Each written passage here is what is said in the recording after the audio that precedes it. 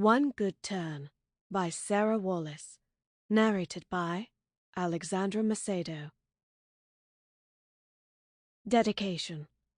For those who are searching for where they belong, this book is for you. Content warnings. One Good Turn takes place in the same world as Letters to Half Moon Street, but explores the underbelly of London. As such, there are some darker elements in this story. My books will always be about the power of kindness and hope and will always end happily.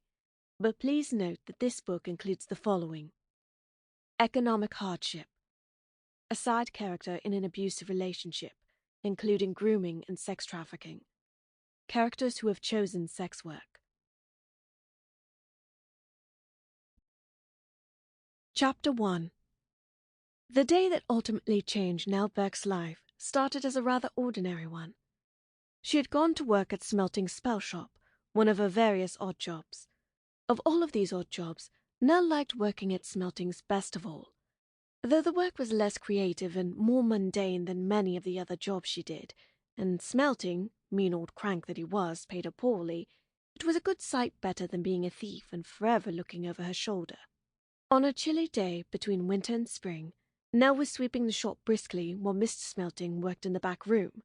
Her task was disrupted by a toff who strode into the store and looked about as if he were a little lost. He was tall, with broad, muscled shoulders.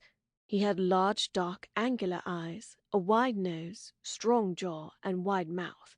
His skin was tan in color, but Nell was sure it was not the result of too many hours in the sun.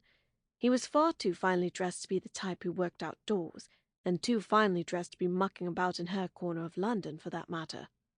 She recognized the elegant stitching of his coat, the curl of his hat brim, and the crispness of his cravat for what they were: quality.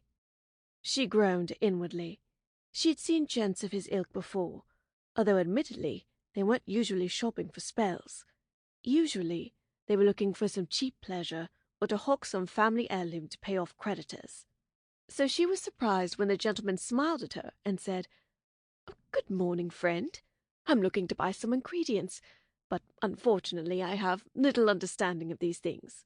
This was said with a self-deprecating smile. "I would be very grateful if you could assist." Nell was taken aback by how readily the gentleman accepted her as a source of knowledge.